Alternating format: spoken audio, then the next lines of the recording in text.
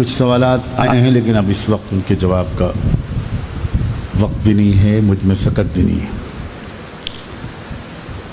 ایک سوال خاص طور پر کئی لوگوں نے دعوت و تبلیغ کے اندر جو اس وقت حالات چل رہے ہیں اس کے بارے میں بھی فطری طور پر سب علماء کو فکر ہے، اس کی وجہ سے یہ سوال آیا ہے۔ میں اس سوال کا جواب دینے کا اہل اپنے کو نہیں پاتا۔ کئی سال ہو گئے میں نے اپنے لبوں پر سکوت کی مہر لگا رکھی ہے۔ میرا دل جب اس کو کوئی یاد دلاتا ہے تو اس قدر غموں سے بوجھل ہو جاتا ہے کہ میں کچھ نہیں کہہ پاتا۔ میں میرے روئیں روئیں پر، میرے خاندان کے روئیں روئیں پر ہم نسلی طور پر تبلیغ کے غلام ہیں۔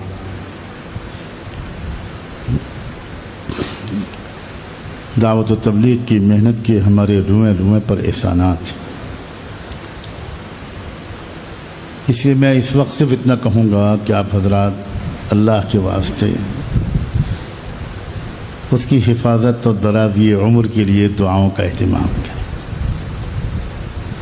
اور اللہ کے واسطے فریق نہ بنے۔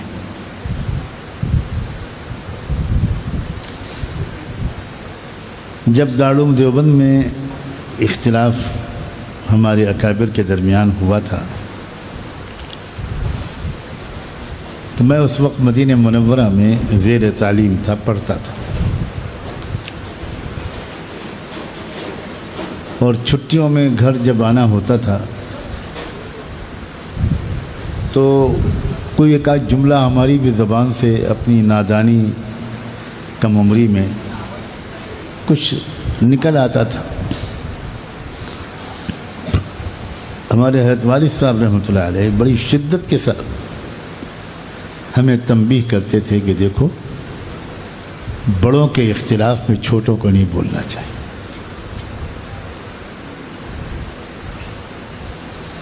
یہ بڑوں کا اختلاف ہے، بڑے آپس میں خود طے کریں، چھوٹوں کو کسی بھی فریق کے حامی اور مخالف نہیں بننا چاہیے۔ ہم نے یہی سیکھا ہے۔ یہ سارے حضرات ہمارے بڑے ہیں، ہمارے سروں کے تاج ہیں، اور یہ کام، یہ وہ ماں ہے جس کی چھاتیوں سے ہم نے ایمان و یقین کا دودھ پیا ہے۔ اس کو بیابرو ہوتے ہوئے دیکھنا ہمارے بس کی بات نہیں۔ اس لیے لوگوں، اللہ کے واسطے مجھے اس کے بارے میں کچھ بھی کہنے پر مجبور نہ کرو۔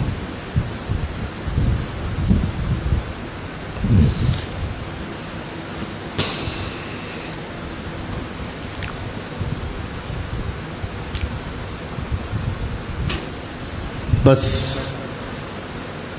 مجھے ایک بات کا بہت احساس ہے، خدا کرے یہ احساس غلط ہو، کہ آپس میں باتوں کی حد تک ہم بہت فکر مند ہیں، لیکن کیا کسی نے اس مسئلے کو لے کر کوئی ایک دن روزہ رکھا؟ کوئی صدقہ نکالا؟ کچھ قربانی دی؟ کچھ آنسو بہائے اللہ کے ساتھ؟ اس کا مطلب یہ ہوا کہ ہمارا غم حقیقی نہیں ہے، مصنوعی ہے، اور ہمیں اختلافی باتیں کرنے میں مزہ آتا ہے، مزہ آتا ہے، اور یہ ایک ہماری شدید اخلاقی خرابی ہے، جو اصلاح کے نام پر شیطان ہم سے غیبت کرواتا ہے۔ بدگمانیاں، الزام تراشیاں، بات کا بتنگڑ۔ شیطان ہم سے زنا تو نہیں کروا پاتا، شیطان ہم سے تاش نہیں کھلوا پاتا، شیطان ہم سے شراب نہیں پلوا پاتا، لیکن شیطان مومن کی بے حرمتی ہم سے صبح و شام دین کے نام پر کرواتا ہے۔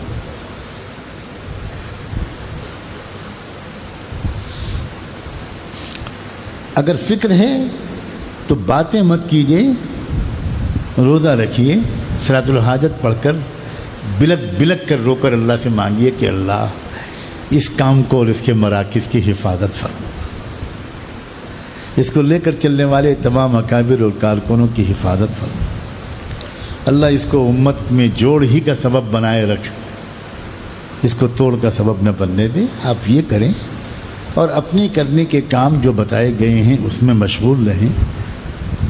کیا پتہ اللہ تعالیٰ کا فیصلہ کیا ہے، اور اللہ کا ہر فیصلہ منصفانہ ہوتا ہے اور حکمتوں سے بھرا ہوتا ہے، چاہے ہم سمجھ پائیں چاہے نہ سمجھ پائیں، اور اللہ کی ذات بہت بے نیاز ہے۔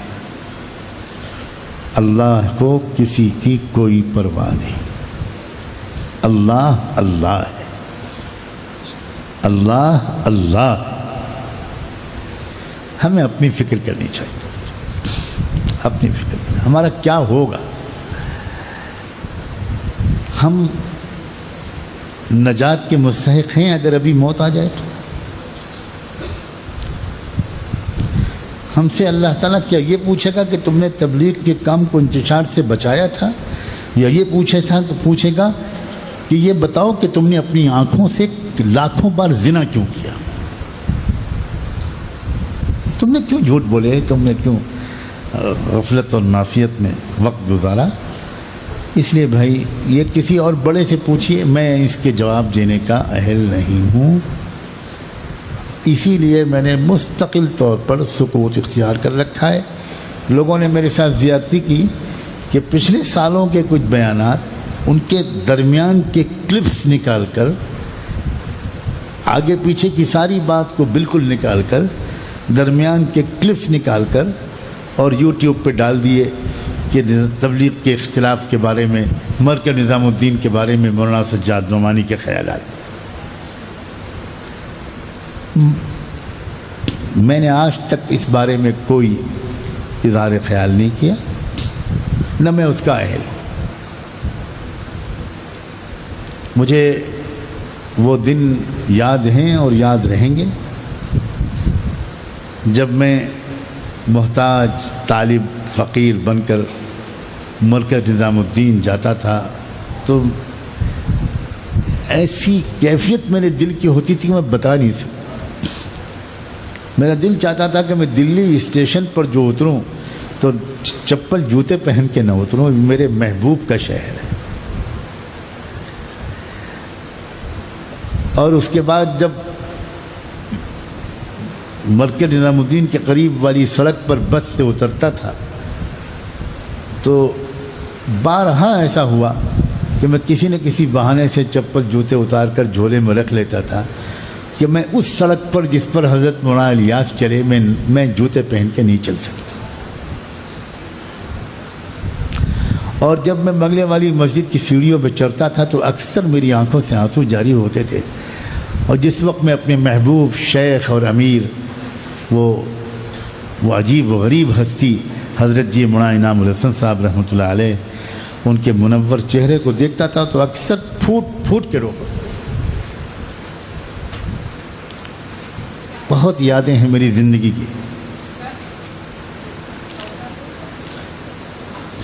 اس لیے میں اس مرکز کو یا اس کی طرف منسوب کسی بھی شخصیت کو بالکل اپنا محسن سمجھتا ہوں، اور کوئی فرق ان کے درمیان کرنے کو تیار نہیں ہوں۔ آپ حضرات سے بھی یہی گزارش ہے کہ دل کو بڑا کر لیجیے، دل کو کشادہ کر لیجیے۔ اگر آپ کا دعوت کی محنت سے تعلق ہے تو اپنے اعمال میں لگے رہیے، فریق نہ بنیے، فریق نہ بنیے۔ بہت بڑے بڑے لوگ ہیں جو اس معاملے میں پڑھیں، اللہ ان کو توفیق دے۔